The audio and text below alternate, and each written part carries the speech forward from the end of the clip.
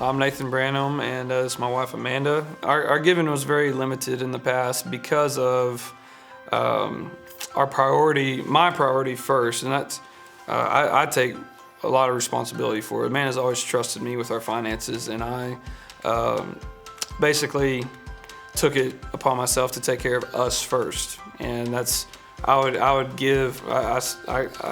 Teachers, we get paid once a month, and so we'd get our paychecks. I'd take care of whatever bills, and then I'd see some money sitting there. I'm like, all right, let's wait it out and see how the month goes. And you get to whatever the 19th or the 20th of the month, and we're about to get paid again, and this month's budget's down below what we were supposed to give, and just think, well, we weren't able to do it this month, so maybe next month. And my view of giving was, when we can, I will. And then even whenever we did give, it was more out of an obligation and not necessarily out of like an abundance of joy. It was just doing a job. One of the first realizations I had was whenever one of the pastors was speaking and talking about how you think about missionaries who sell all of their possessions literally and go overseas, and how that even though that's not our calling, like our mission field is here, that we can still have that heart. And so not just giving of our resources and money, but also like when we go to our jobs every day, like having that mentality of like, he's worth it. And so I want to live my life for him. But I just was like, that's true. I should be willing to give up all that I have too. Even though I don't feel called to do that, I should be open-handed and willing to give.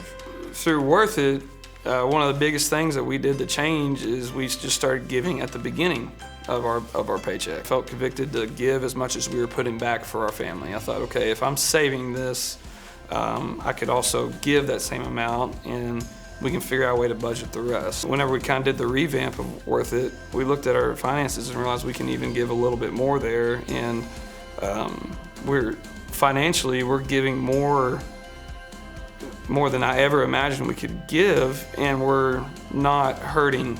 And it's not because we're getting more money.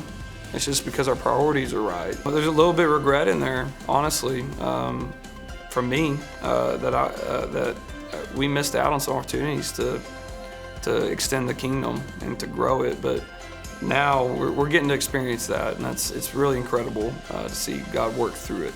I always knew God's in control, but I don't know if I ever truly believed it until you just hear it over and over again and then get to experience it.